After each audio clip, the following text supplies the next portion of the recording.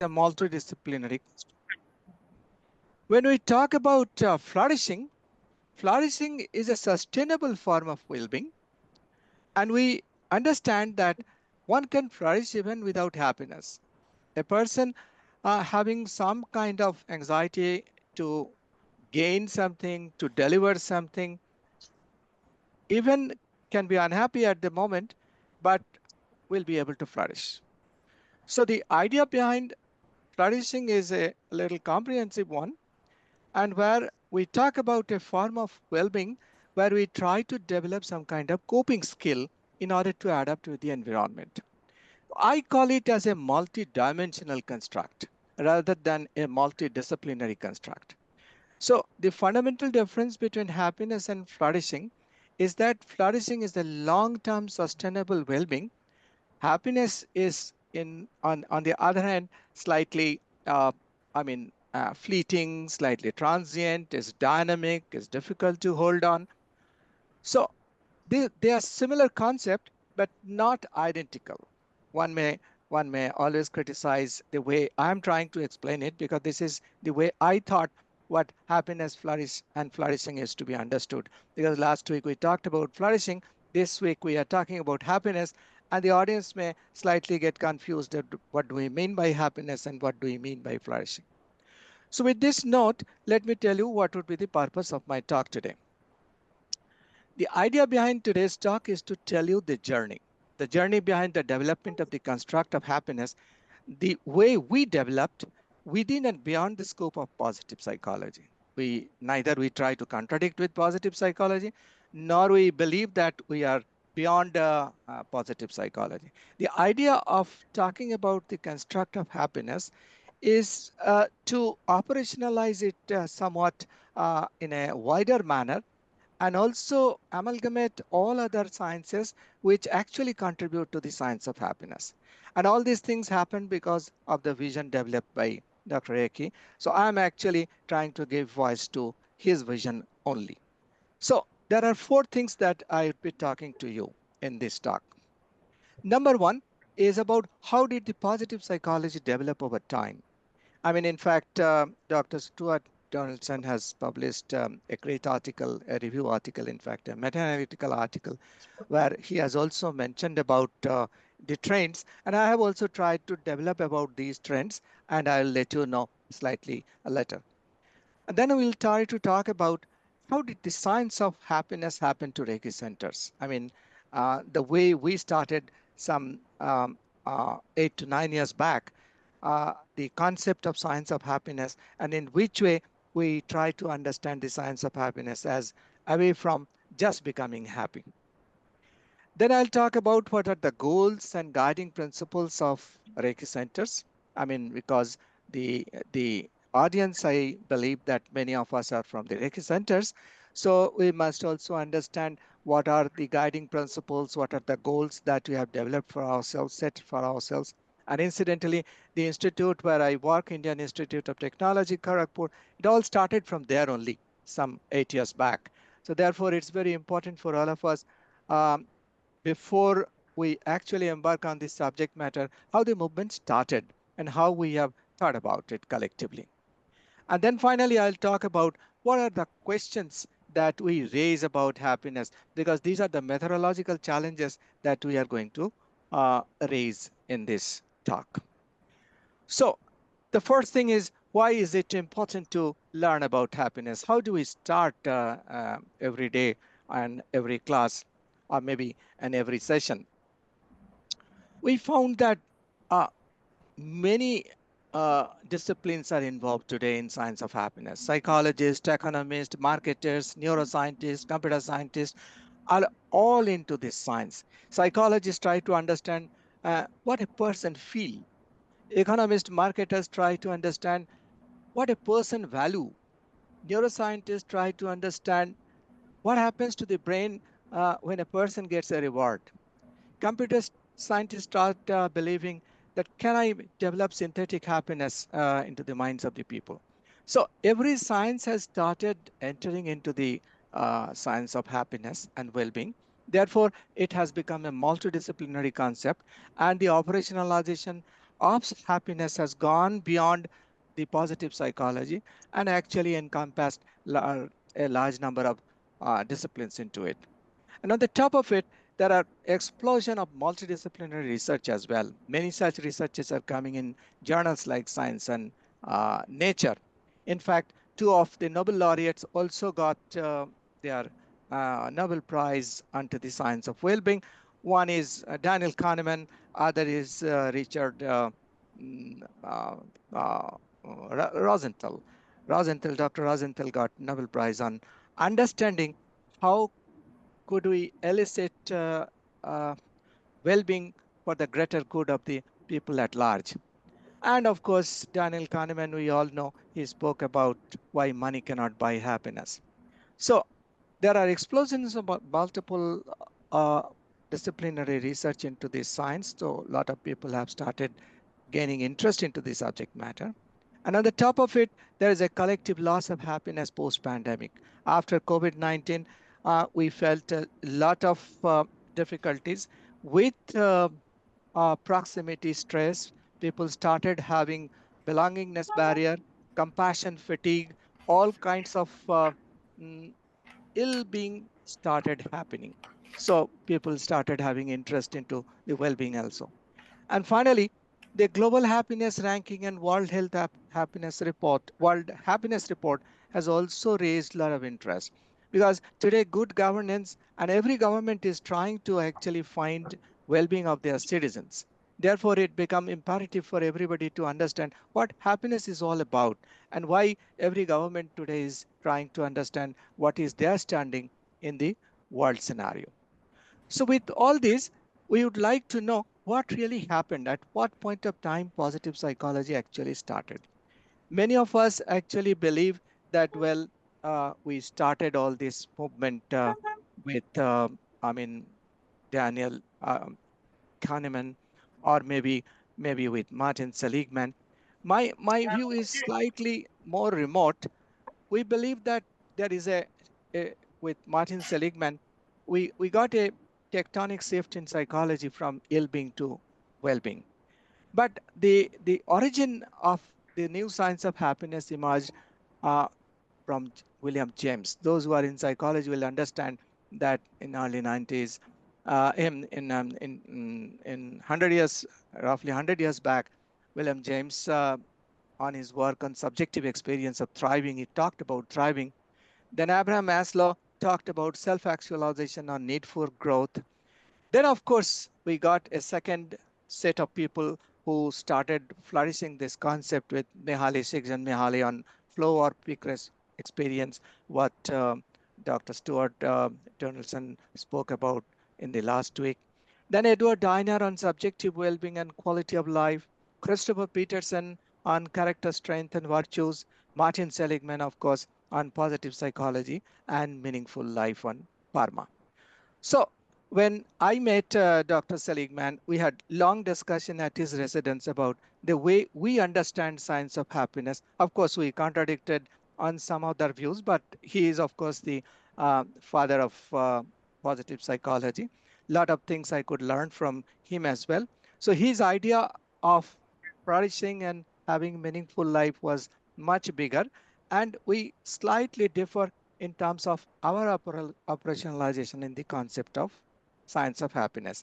Before we talk about that, let me tell you that after this initial trend, a second trend came up, which is more multidisciplinary in nature, where people started believing that, well, happiness as a positive psychology, as a movement, induces self-serving bias, that everything in a human being is good. There are so many bad things about human being, and if we only think about the goodness of human being, the half of human characteristics would be lost. So people found that a lot of contradictory findings in terms of our well-being has also started emerging. For example, freedom of choice does not always enhance our happiness. It creates a cognitive load for us, and that load actually creates unhappiness for us. People believe that physically disabled people may not have a good quality of life or well-being, but we find that no, physical disability makes little difference on the quality of life of the people. We believe that optimism, hope may enhance our happiness and well being. But later on, we also find through the work of Dali Sarrett that optimism can also induce optimism bias that can enhance our self defeating behavior. We thought that disaster experience may lead to post traumatic stress only, trauma only. But a lot of researchers have found that disaster experience may lead to post traumatic growth as well. So it's not about only positivities. The idea of having this second trend of research, which is multidisciplinary in nature, suggests that there are other side of happiness as well, which we must be able to look into. A third trend came up, which is interdisciplinary in nature.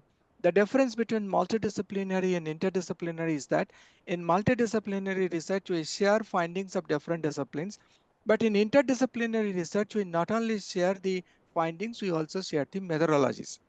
So when a third trend came up, then number of researchers came up which suggests that happiness begins to plateau after a decent income. I told you about Daniel Kahneman, who did a great research, got Nobel Prize in 2002. Then we found that our perceptions and beliefs make a huge the impact on our happiness. It's just not about the gene. So, Biology of Belief is a book published by Bruce Lipton, and a lot of multidisciplinary and interdisciplinary research came up. We found that happiness boosts the immune system. We found that happiness levels have a set point that rarely changes. That is, we can't be happy. I mean, the way we would like to be all the time. It rarely changes. It has a set point. And we also found that computers can capture smile, real and fake. So the issue is that number of sciences have come together to our sciences of happiness. Economics, like what Daniel Kahneman found; genetics, what the Lipton found; biology, also the immune system studies and Templeton studies found that, well, it gives us an average of 2 plus, uh, 2 years, 6 months of extra life in our, mm, overall life. Psychological sciences, of course, we started with positive psychology, and then technology also has come into picture. So put together, what we understand that a number of sciences can actually contribute to the understanding of science of happiness. So we operationalized it slightly differently and tried to, I mean, gather all such inputs in order to develop this construct. So let us now start understanding with this initial trend of science of happiness. How have we begun in Reiki Center? So Sir, our journey started, sir, may I yes, ask a question? uh, uh, uh, uh, I can finish it and then come back to Okay, you. sir. Okay, thank you, Uh, sir. okay. So the idea is that uh, how do we start our journey at Reiki Centers? We had a mission actually. The mission is to understand the science behind the practice of happiness. We are both interested in science and practice, but our idea of science of happiness is to understand the process behind the practice of happiness, the outcome. So that was our overall mission. And the goal was to develop the construct as a directed basic science. Now, let me tell you what do I mean by directed basic science. There are basic sciences, there are directed basic sciences, there are applied sciences, there are translational sciences, and there are induced and integration sciences. A directed basic science is a science which is just not a basic science like physics, chemistry, psychology, and other sciences. It is a science which has got certain principles of application, and whether we can use those principles of application to some kind of solution or not, this input is given in directed basic science. And it has got an interdisciplinary perspective because only one science cannot answer all those questions how to be happy. Everyone wants to be happy, but we understand that it is neither a choice nor a compulsion. If we choose to be happy, then why so many people are unhappy in this world? If we compel ourselves to be happy, we understand that we can't be happy. So the goal was to develop the construct as a directed basic science with interdisciplinary perspective. And our roadmap was to cultivate this science in teaching, research, practice, and outreach. we started with teaching because we thought that if we can start with the teaching um, and research of science of happiness, probably we would be able to capture the construct in a much better way. So our framework to run the courses has started sometime in 2016, 2017, where we started having some international conferences, and we had several experts in the field who joined us and started contributing to our idea of science of happiness. It's not a different idea I'm trying to propose or postulate away from positive psychology. We just have tried to operationalize slightly differently as compared to what we understand within the framework of positive psychology and within psychological methodologies only, because we are talking about methodologies which goes beyond the psychological sciences as well. So we thought that let us start this practice and science of happiness as an experiment, as a social experiment, because our assumption was that absence of negative traits does not automatically make us happy. So we have to understand what makes us really happy. So we introduced a curriculum into our teaching program, which is otherwise non-traditional because it is content limited. There is very little content. There is high level of context, which is context enriched and which is intent driven. So the kind of course structure that we created is somewhat unique because the context, content, and intent need to be synchronized in such a manner so that people actually develop interest into the subject matter, because none of us are actually specialists in happiness. It has to capture the attention and interest of the students community as a whole so that we can introduce the subject matter in a slightly different manner. So we try to impart a resistance free lesson. We call it resistance free lesson because the students actually create their own context, and through those context only we create our content. Every time students come up and talk about their life experience, we actually get the context, and from that context we actually derive the content. And since it is student led kind of approach and intent driven, it is very easy for us to develop the content out of it. So our interest was to impart resistance free lesson for life beyond career, because we believe that career is within life, life is not within career, and mind over mindset, because a lot of us suffer from mindset issues and we wanted to enrich more of mind rather than try to have just a fixed kind of mindset. You may talk about a growth mindset kind of thing we tried to inculcate, and by enriching the mind. And of course, the science before the practice, because we thought that we must inculcate the science of happiness as a practice, but the science, the process must be understood to all of us before we do that. So the construct that we developed has got three main pillars. One pillar is, of course, the affluence, and by affluence we mean we understand it's a biopsychosocial resource that determine the quality of living and prosperity. So affluence is one of the pillars.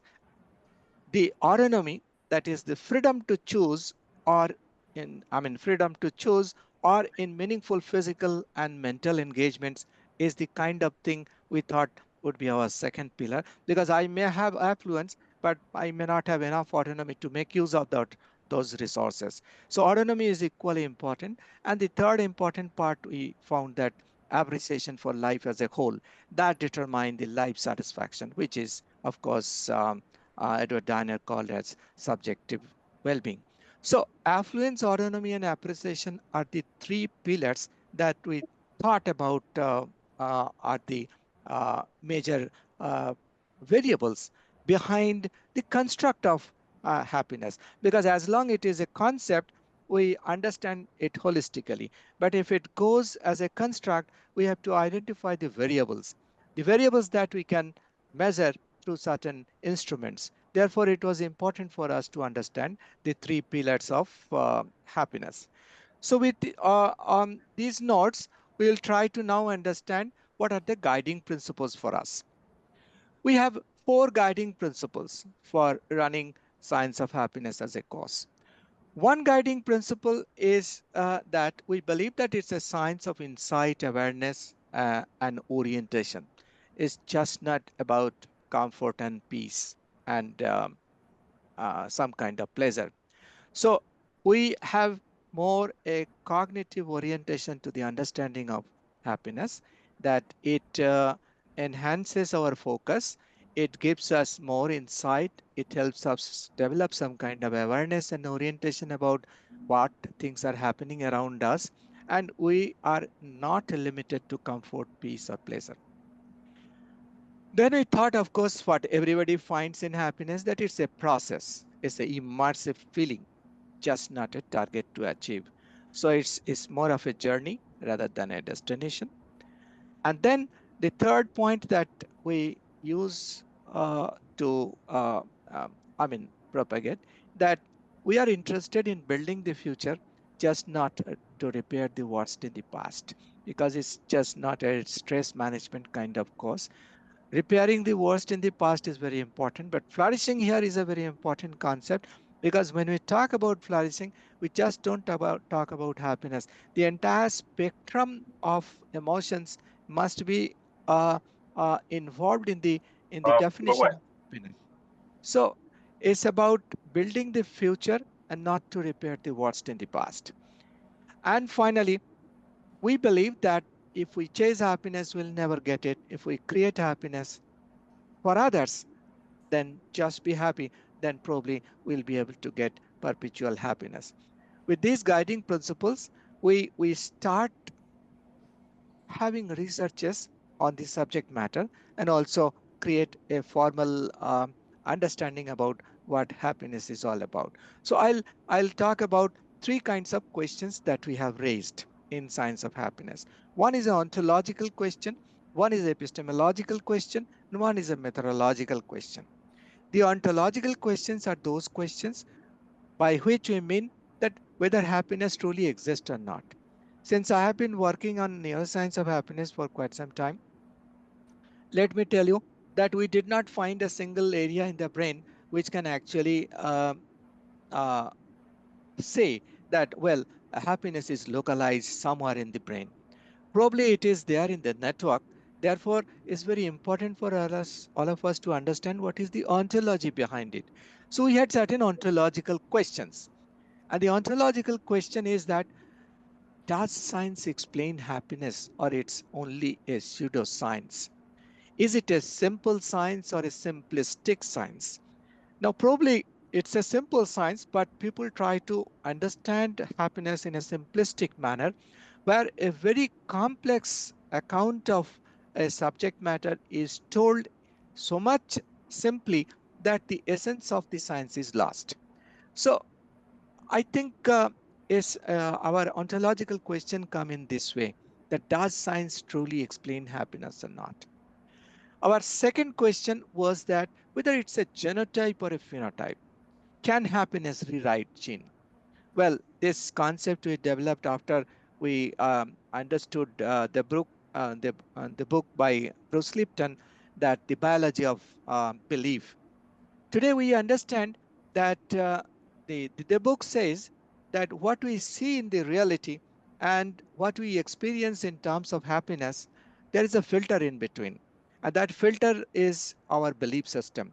And if we believe that the world is good, then probably our filter will allow everything good to come in. And if we believe that the world is insecure and bad, our filter, that is our belief, will not allow all these things to enter into our mind, and therefore we can develop the mindset. In fact, in Martin Seligman's lab, there was one unique lab of primal belief, and in that lab, uh, people work on the concept that what are our rudimentary belief that we have in our system, and through that lens we try to see the entire world.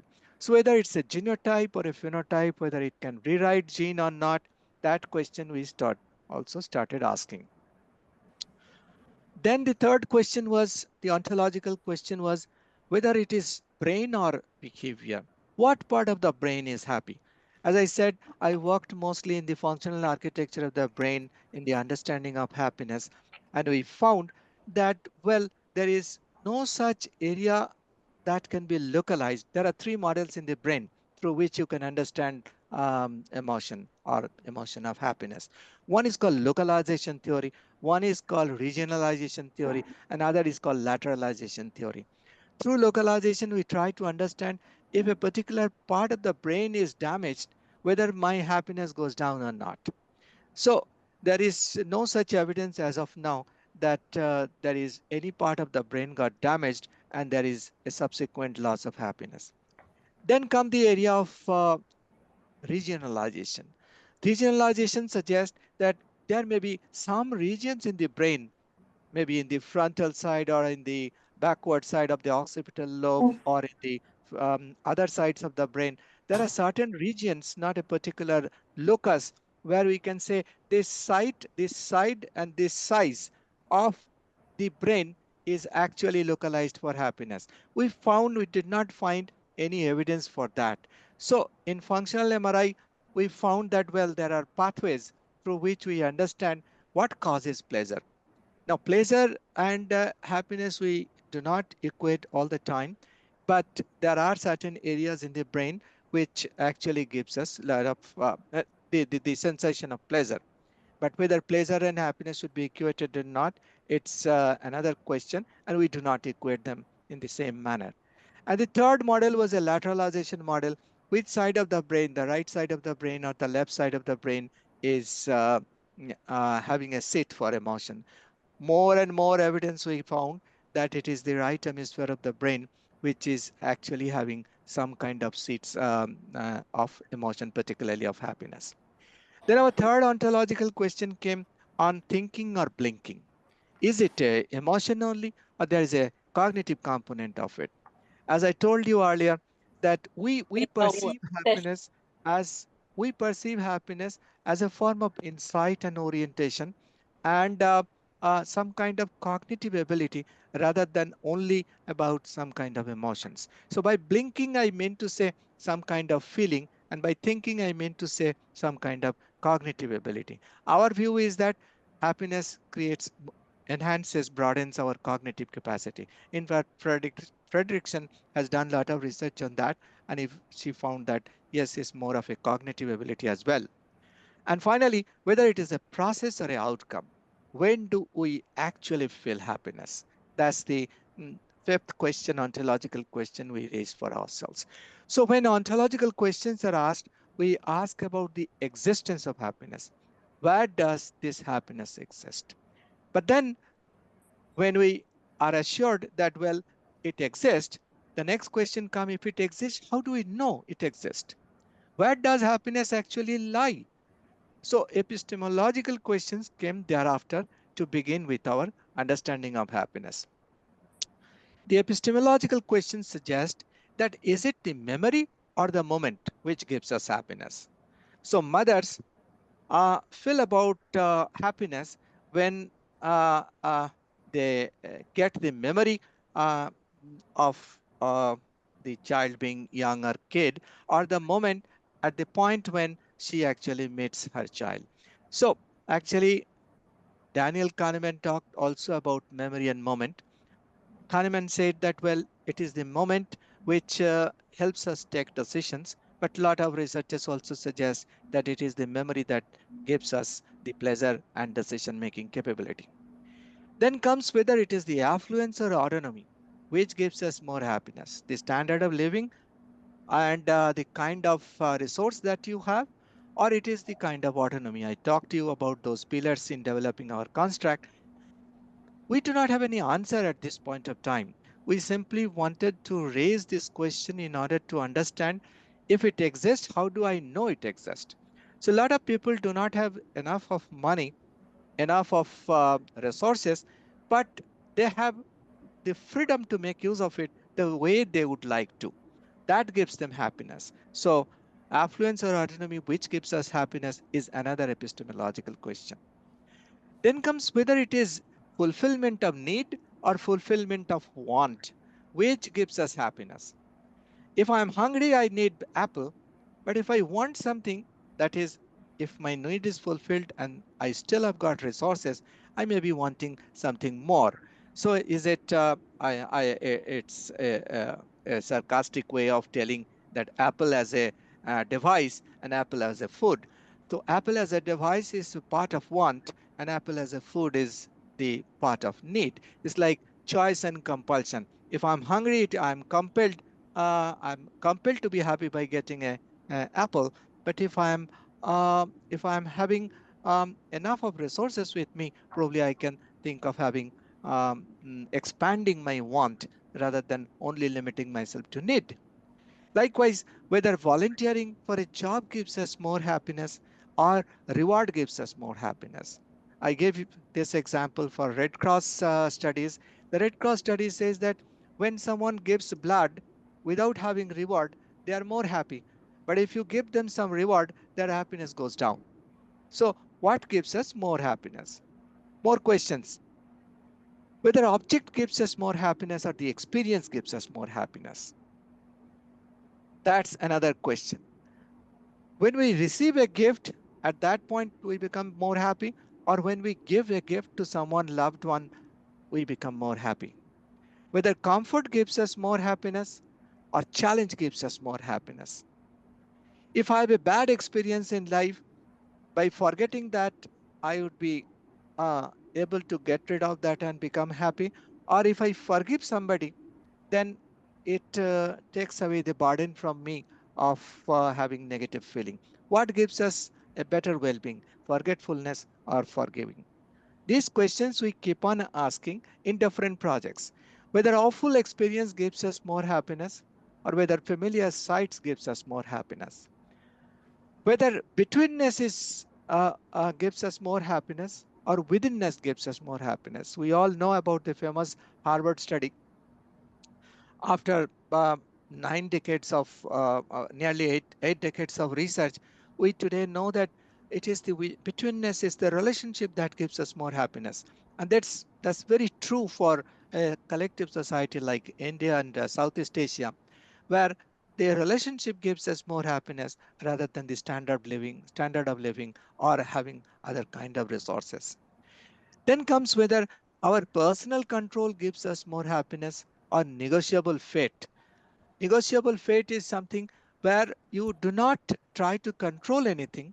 You believe that, well, you are being controlled by someone else, so you do not have to think about, apprehend about what is going to happen with you. Somebody else is thinking about you. That's negotiable fate. And personal control is more in the individualistic societies like in the West. And of course, finally, World Happiness Report suggests that more and more people are happy in the West. Of course, they suggest more about the Nordic countries. And in the last talk, Dr. Stewart has elaborated on this issue of the latest report on World Happiness Report. So whether East is more happy or West is more happy. So these are the areas where our epistemological questions are dealt with. So we try to understand through projects, I mean, which one of these variables are more apparent and appropriate to a definite culture, to a particular culture, or to a particular context. So when we got those epistemological question, the next question comes that if happiness exists, and if we understand that if it exists with some questions, then the next thing comes to our mind, what are the methodologies? How do I study that? That gives rise to more problems for us. So the first methodological question comes to us whether it is in part of a social science only, behavioral science only, or part of natural science as well, because we have got three kinds of sciences. I mean, natural sciences, social sciences, and formal sciences. So as of now, the positive psychology is linked primarily to social sciences and behavioral sciences, but we believe that the components of the natural sciences are equally important in order to understand happiness as a whole. Therefore, the concept of interdisciplinarity and transdisciplinarity of science has come. So as I said, if it is a discipline, we have to remain within the discipline of psychology. If it is multidisciplinary, then of course we can we can share the findings of different disciplines in order to justify the finding based on our particular methodology. If it is an interdisciplinary science, then we not only share our findings, we also share our methodological issues in order to bring out certain findings. And finally, we believe that happiness has a potential to become a transdisciplinary science, where we actually make the science more problem focused and solution oriented, and we create our own methodology, because happiness is something not which is switch on switch off kind, and neither we can allow happiness to remain in the lab or in the context over a period of time. As I said, it's very transient and very fleeting, and we can't hold on to it for any longer period for doing our science. Therefore it's very important that whether we would like to make it as a proper transdisciplinary science in a laboratory or not. So it's a difficult process, but probably it will reach up to some point in order to get that. Then, of course, whether we call it as a process-based science, a basic science, or a outcome-based science, an applied or a directed basic science. Whether we should call it as a holistic science or an analytical science. Like a molar science, a social science will consider it as a molar science, a holistic science. The natural scientists, of course, will try to understand in a more analytical manner, and they will try to understand right from the cellular level whether uh, the impact of happiness is there in the genetic composition or at the cellular level or not. And then finally, whether happiness should be studied experientially or empirically. When we do it empirically, then we have to understand happiness in others. When we do it experientially, we'd have to we have to depend upon the data which is derived from the person itself. So happy mind and understanding mind in happiness are two different things. Happy mind comes from experiential sciences, and understanding mind in happiness is something which we can study in a empirical manner. So these are the challenges, methodological challenges in the science of happiness. As I said, it's not a switch on, switch off kind of thing like any other variable. There are challenges, and these challenges we need to sort it out. Finally, this is my final slide, that what we know thus far, we came up with two volumes on understanding happiness and handbook of happiness from our Reiki centers.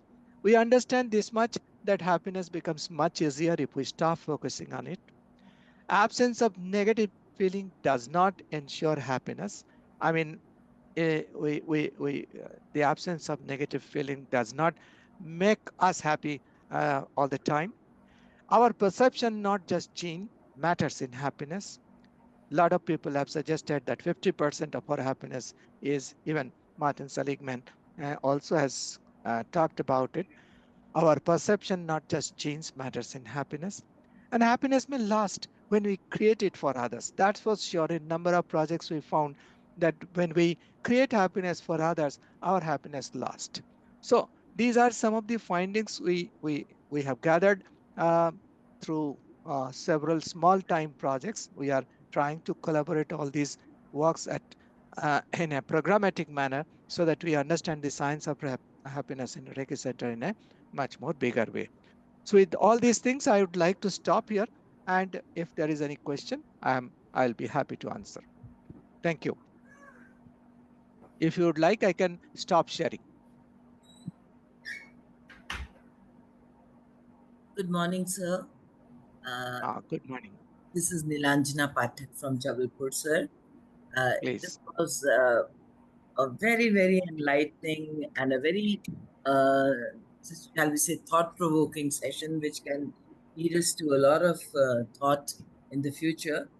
But just Thank you. one query, maybe it's very subjective. Mhm, All the happiness that I have so far seen, as I said, it's a very subjective question, is in the smile of the marginalized, the very poor laborers, maybe just when they get one square meal, sir, right? That is the kind of mhm, happiness that I'm talking about. And we mhm, today talked about three constructs of happiness, being mhm, affluence, autonomy, and appreciation.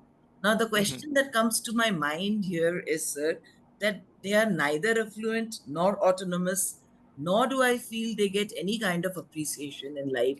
So, what Mhm. could their kind of happiness come under, sir?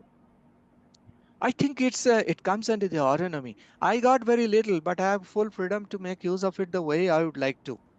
So I may get 1 square mil in a daytime, and I mean, uh, I mean, uh, that may not be sufficient for me, but I know I can take that.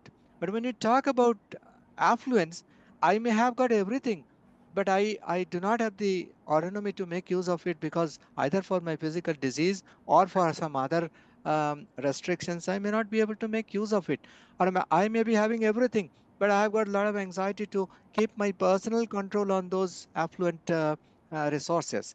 So Exactly. affluence and autonomy is something where we understand that your freedom to make use of whatever little you do have is everything for happiness rather than how much you can gather in order to keep control over your future. That's the kind, and what you suggest to me, it is more of autonomy rather than anything else. Thank you, sir. That answers my question. Yeah, thank you. Professor Mandal, while presenting in one of the slides, you also mentioned about how optimism bias can lead to self-defeating behavior. Mhm. Can you please elaborate a little more on that?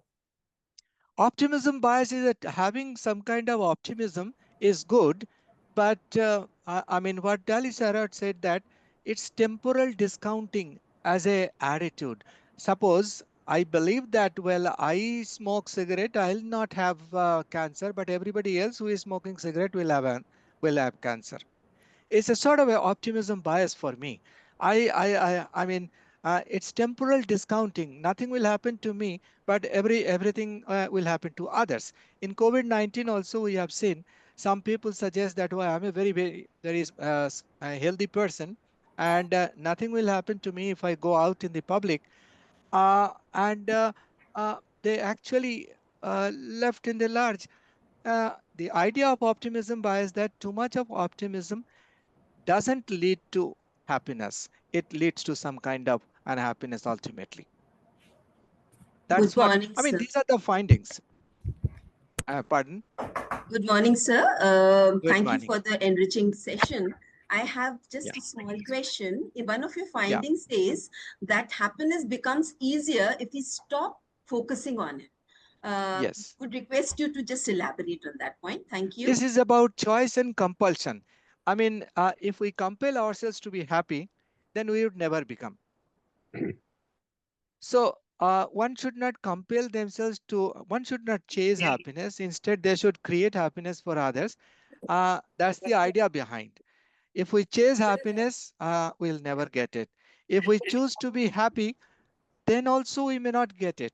So, how to balance it out and how to sustain some kind of happiness over a period of time is a challenge for all of us. Everybody wants to be happy, but very few people are ultimately happy. Why? Neither they can choose it the way they would like to, nor they can compel themselves to be happy. So the best idea between the trade-off is that if you do not chase it, probably you will get it in a better manner. Thank Manas, you. I have a question for you. Yes, please. You had a flourishing life from DRDO times, or from the university where you were a gold medalist, then DRDO, and then teaching. And now, which was the happiest moments of your life, or which period of your life was happiest? Sir, I think the to become happy, I follow certain rules.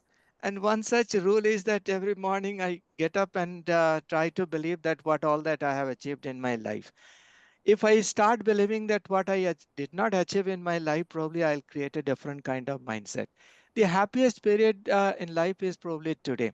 If we are thinking too much about our past, there are negative experiences which will make me depressed. If I try to think too much about my future, which I have never seen, which will make me apprehensive, I'll become anxious. So if I am too futuristic, I'll become anxious. If I am too, trying to see too much in my past, I'll be probably depressed. The best thing is to see today. That's why mindfulness as a subject matter has come up. And mindfulness Today is the best day. Right now, I'm talking to all of you. And what Dr. Pooja has said that, and Rupasri has also said that we created a network, and that network and relationship gives us more happiness rather than what I have spoken in terms of a lecture. The content of is immaterial. What is material is that we have a given cause and we try to create it as a movement. That gives us more happiness. And today, therefore, I am more happy at the moment. I think you're more happy because you've made more people happier in your Yes. present time.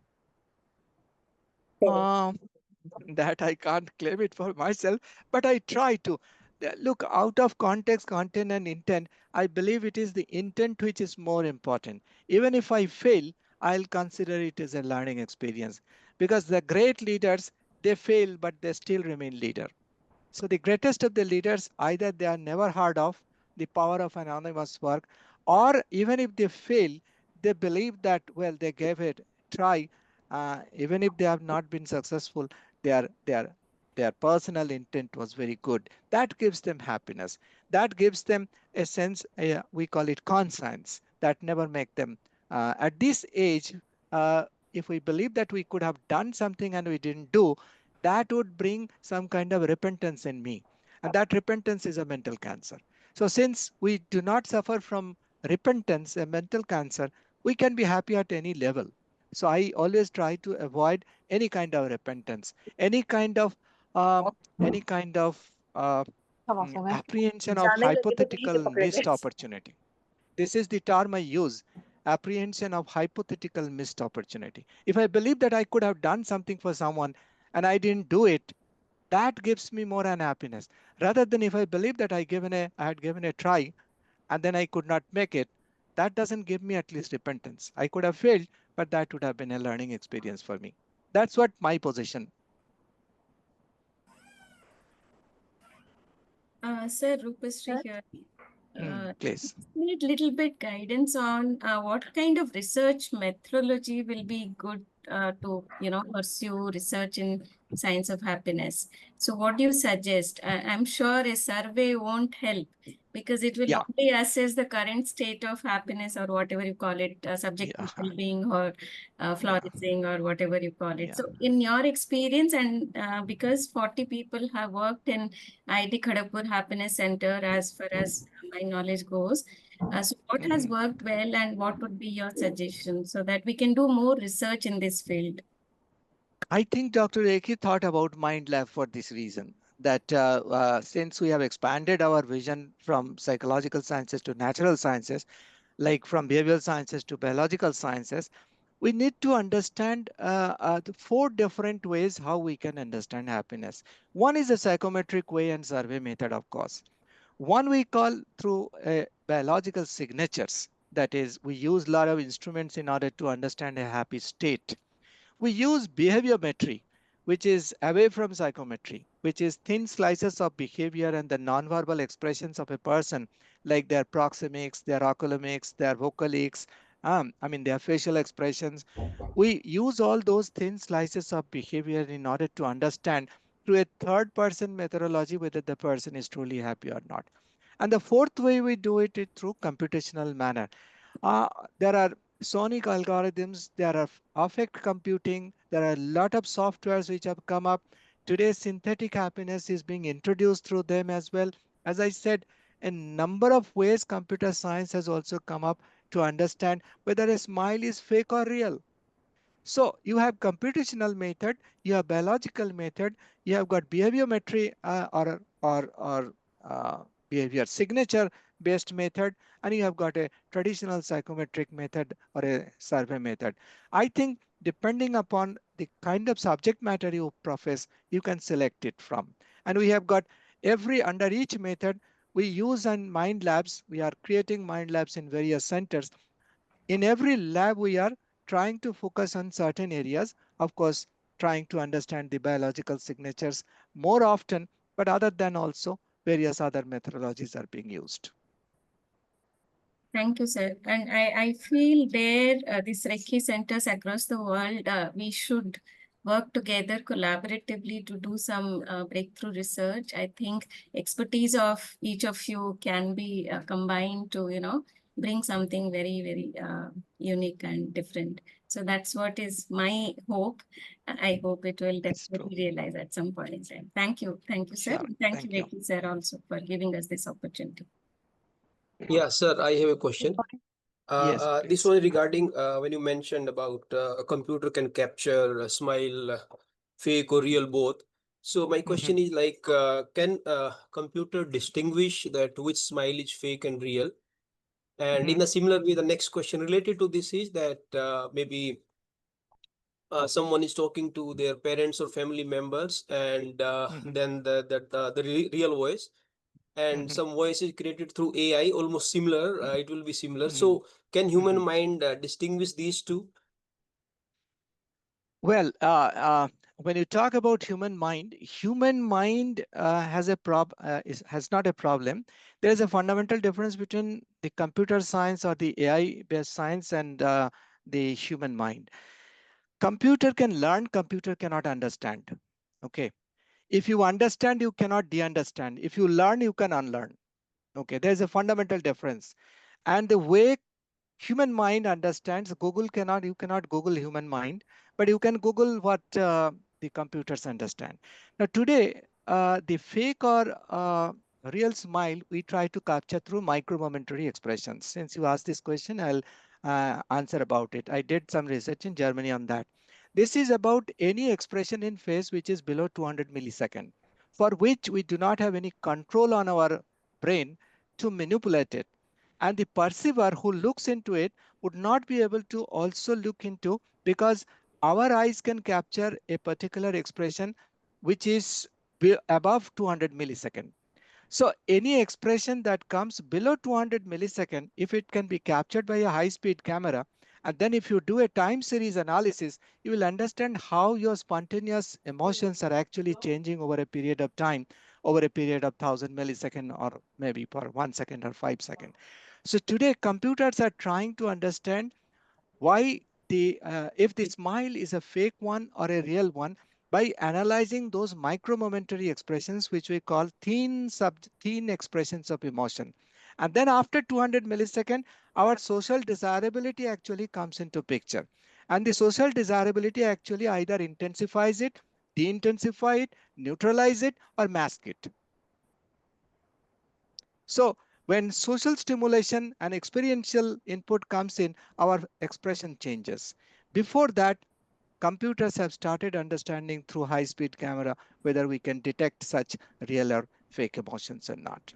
I hope I could help you Yeah, thank you understand. so much, sir. Thank you so much. Very informative session, sir. Thank you. Good morning, sir. Yo, good morning. Sir, I have a question in epistemological questions. You have talked about Yes. forgetfulness and forgiveness. I Mhm. wanted to know the relationship between forgetfulness and happiness. Please elaborate on. Everybody, each one of us has got negative life experience. Okay, we cannot only have positive life experience. So we would like to forget that incident through which through whom we got that kind of negative experience. If we try to forget it, it is actually a repression of our thought process. If we try to forget a negative experience, it is the other name of remembering it. Somewhere it will go down and it will continue to create some kind of symbolic problem in your mind. Suppose I'm very unhappy with some person, but I can't do anything against him. I'll continue to have some kind of pain. But if I can forgive that person, that actually helps me unburden that effect. So unburdening effect of forgiveness gives us some kind of happiness, because you can get away from the negative experiences much better if forgiveness is part of your system. If you try to repress it or try to forget it, probably it is going to have some kind of impact on your happiness index. That's what is my point. Thank you, sir. Thank you. Before we close, Stuart, if you want to say anything or any comments. Oh, thank you. And thank you for this really, really insightful webinar. I've learned a lot, and you made me think a lot about the center, the movement. The one principle that I'm really wondering about and wondering if we've studied this is the notion of sustainable happiness being, when we teach others about it, and it certainly feels right theoretically and intuitively, but I've wanted to do studies on that. Have you done any studies, or do you know of any studies that support that? Well, I think, Stuart, this sustainable happiness is what you, and of course, I had also discussion with Dr. Seligman long in his residence only on this issue. Sustainable happiness is, as I said, it has, a person may not be happy, but he can flourish still. And flourishing is actually sustainable happiness, that over a long period of time, you try to grow and develop. And in that process, it's a coping style through which you adapt those challenges and come out of it. Resilience as a concept come out of it, and you develop some kind of strength within. And that strength actually gives you that flourishing attitude. And flourishing, therefore, is a more multi-dimensional concept where the life is involved, the every segment of life. And for that, probably we require a long-term network-based study that how people flourish in a particular culture. Like you must have heard about Paul Ekman, Carol Izard. I had the opportunity to work with them in 80s, early 80s. So they say that, well, these emotions are universal, so everybody would be able to express and perceive it equally. But what we found about happiness, people experience happiness differentially. As someone said, that somebody who is getting just a share of meal one day, and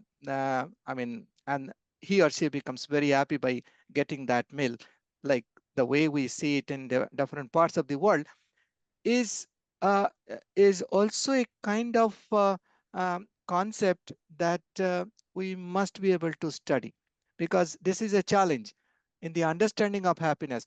I have seen people who actually in a super cyclone in one coastal area of India, I have seen a person who lost 16 members of his family. I asked him this question: are you what do you feel, what is your thought process about the whole experience that you have?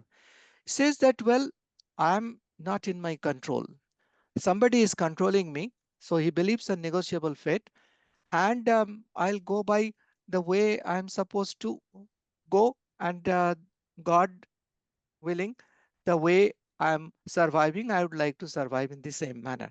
So the idea of well-being is that sustainable well-being is that, well, I would be able to overcome all those challenges. I'll be developing some kind of coping style to adapt with the environment. I'll be facing a lot of negativities, yet I'll not stop growing. So that's a sort of positive mindset which we create. That's why mindset is very important more than mind. And mm, if the mindset is a growth oriented one, then possibly the sustainable happiness is possible. But I would like to slightly make a differentiation between what we are trying to do in our construct of science of happiness is that we want to develop it as a multidisciplinary concept or a transdisciplinary concept, rather than focusing just on sustainable happiness, because that sustainable happiness or well-being or flourishing, that requires a long-term studies, and we have just begun. A decade is nothing for such kind of thing. But Dr. Reiki actually had that vision that we must be able to ultimately reach up to the level of sustainable happiness. And for that, we need to know the process behind, the science behind it. That is why the attempt. Thank Good you. morning. May I ask one question, sir? Yes, please. Yes, Sir, you have mentioned about forgiveness and forgetting and forgiveness. I just want to ask, there any easy technique to forgive easily and quickly? Because some of the times I felt that unhappiness is the main reason of not even able to forgive. So for how to forgive easily and quickly so that we can be happy for a longer time. Oh, there is no quick fix solution. It's all about our strategy to deal with a certain situation. That's why context is so important. The way we perceive a situation, I think uh, that the kind of filter that we use uh, against that situation or against that person will help me develop such kind of techniques how to forgive. Now, if we try to forget something forcefully, that will create some kind of psychological ailment. So that's the reason I believe that we must train ourselves how to forgive. Uh, at least in such situations where we do not have direct control.